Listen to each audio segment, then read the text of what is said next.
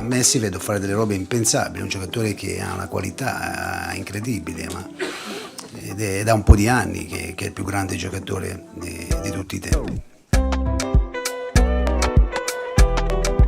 Et bienvenue dans la quotidienne. Messi débarque sur les terres de Maradona. Oui, Naples-Barça, c'est ce soir en Ligue des Champions. Et forcément, on a beaucoup parlé des deux meilleurs Argentins de l'histoire avant ce match.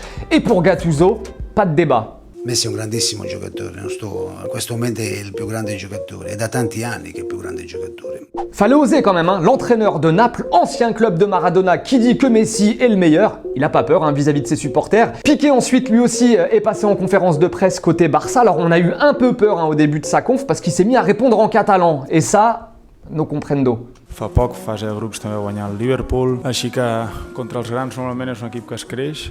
Alors Piqué ensuite, lui aussi, évidemment, a dit que Messi était le meilleur, naturellement. Les unes de la presse en Espagne avec Sport qui nous dit Messi à l'assaut du temple de Maradona.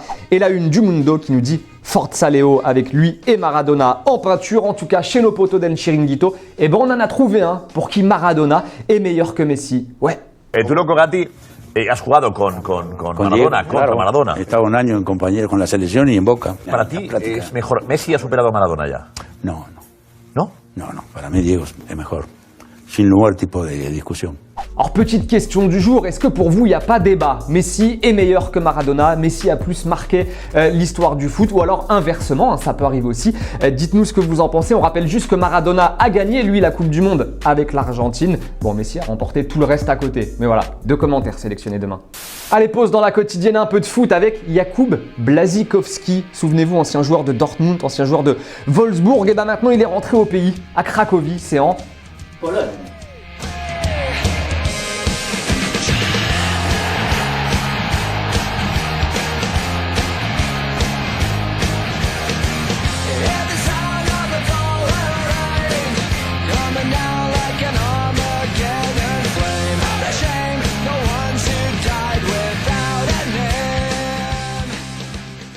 Allez, petit quiz, tenez, rapide dans la quotidienne. Vous pouvez jouer vous aussi chez vous. Oui, avec la petite musique, tout ça. Clément, tu veux jouer? Bien sûr, Il veut jouer. Petit quiz, c'est parti. Dans combien de jours exactement débute la Coupe du Monde au Qatar? C'est parti. 312. Absolument pas, c'est plus. 504. Vous pouvez jouer aussi chez vous. Non, c'est pas ça. 900. Plus. 950. Plus.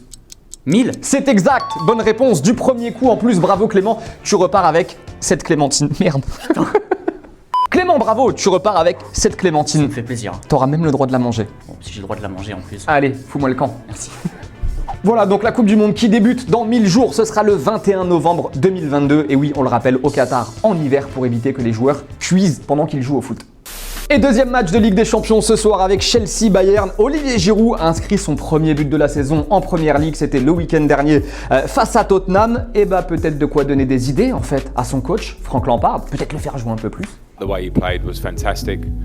I think not just the goal, but I knew that. I rely on Ollie. I know I can. He's professional. He's quality, and he was great. So he's given me a lot to think about, obviously.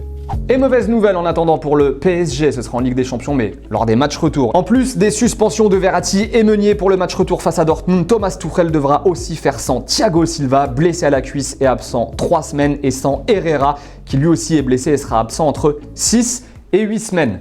Chaud. Petite suspension sympa, tenez, d'un coach à Zanzibar, suspendu 6 mois pour avoir fait ça. Regardez, il a célébré, bon, avec un peu trop de joie, hein, de démonstration, on va dire, la victoire de son équipe. En fait, c'était contre son ancienne équipe avec qui ça s'était pas bien terminé. Donc le mec avait un peu une revanche à prendre sur la vie et il s'est fait plaisir. Voilà. Et en plus de ces 6 mois de suspension, il a pris 200 € d'amende. C'est plus chiant que les 6 mois de suspension, ça. Allez, les 2 petits commentaires sélectionnés en réponse à la question d'hier qui était: le Real a-t-il fait une erreur en recrutant Hazard l'été dernier? Corentin nous dit non, ce n'est pas une erreur. Il paye juste son énorme saison 2018-2019. Il reviendra encore plus fort et ce, dès l'Euro. Thomas, sans H, c'est bien aussi avec un H, mon gars, nous dit: c'est pas une erreur, c'est juste un manque de chance. Il n'a pas encore pu prouver ce qu'il valait vraiment et il reviendra plus fort. Voilà. Et c'est la fin de la quotidienne, les amis. Merci d'avoir passé ce petit moment avec nous. T'as mangé ta clémentine, l'artiste? Pas encore. Pas encore. Il va se délecter avec une petite clémentine. Peut-être qu'on vous en fera gagner un jour aussi pour vous dans la quotidienne. En attendant, on se quitte en images et en musique et on se retrouve très vite, les potos. À plus.